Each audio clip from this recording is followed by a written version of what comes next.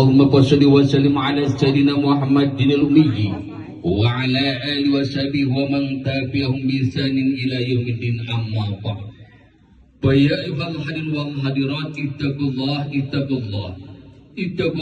haqqa tuqatihi wa la tamutunna illa wa antum muslimun. Qala Allah Ta'ala fil Qur'anil Karim wa huwa asdaqul qailin. A'udzu billahi minasyaitonir rajim. Bismillahirrahmanirrahim. Fankihu ma tabalakum minan nisa wa qanu khalaqnakum azwaja. Wa qala Nabi sallallahu alaihi wasallam an sunnati wa man ragiba an sunnati falaysa minni. Allahumma nawwir qulubana bi nuri hidayatika kama nawartal arda bi nuri syamsika abadan abada bi rahmatika ya arhamar rahimin. Pada kesempatan yang berbahagia ini, Ananda berdua ditakdirkan nikah. Nikah bukan adat, nikah bukan permainan. Di dalam Al-Quran disebutkan dengan misakon golido, perjanjian yang agung, perjanjian yang kokoh, perjanjian yang suci. Kenapa dikatakan demikian? Karena salah satunya ketika seorang wali mengijabkan, saya nikahkan dan kawinkan putri kandung saya, kemudian Anda menjawab, saya terima nikahnya, kawinnya, maka bismillah, tanggung jawab seorang bapak terhadap putrinya menjadi tanggung jawab seorang suami dunia akhirat. 3 di antara kewajiban suami yang paling mendasar. Yang pertama, taklimul ibadah, yang wajib mengajarkan nilai-nilai agama, yang wajib mengajarkan ibadah adalah kewajiban seorang suami. Tanya, sudah bisa membaca Al-Quran? Sudah benar rukun syarat dalam sholat? Kalau seandainya belum mampu, belum bisa, suamilah yang mengajarnya.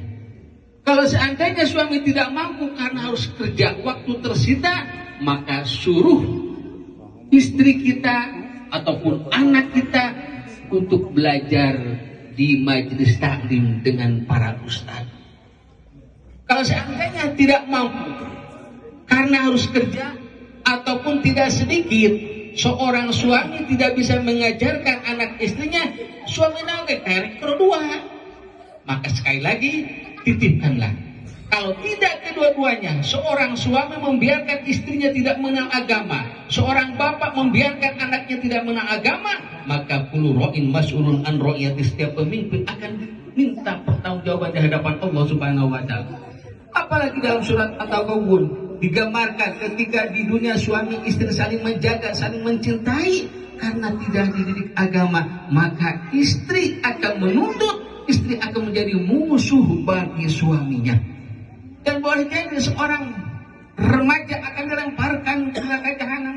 Sebelum dilempar, pemuda itu berkata, ya Allah, ya Tuhan kami benar, ketika di dunia kami tidak pernah sholat, tidak pernah ngaji, tidak pernah ke masjid, karena bapak saya tidak pernah mengajarkan nilai-nilai agama yang harus masuk ke neraka. Bukan saya, tetapi bapak saya, karena dia seorang imam.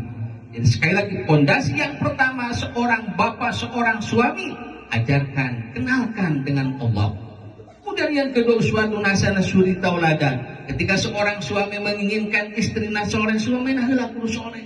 Ketika seorang bapak menginginkan anaknya soleh, bapak naheula kudu soleh, tidak binafsi. Bagaimana Rasulullah Shallallahu Alaihi Wasallam hanya 23 tahun bisa menjadi orang yang biadab, yaitu menjadi negara yang beradab. Salah satunya yaitu uswatun hasanah.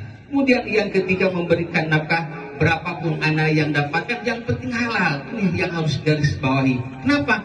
Karena makanan yang kita makan akan menjadi darah, akan menjadi daging, akan menjadi karakter. Boleh jadi seorang istri, seorang anak dan melaksanakan ibadah karena sering jadi makan makanan haram. Orang-orang yang sering memakan makanan haram, doanya akan tertolak, ibadahnya akan tertolak. Bahkan lebih celaka lagi kata Nabi, ini untuk semua seorang bapak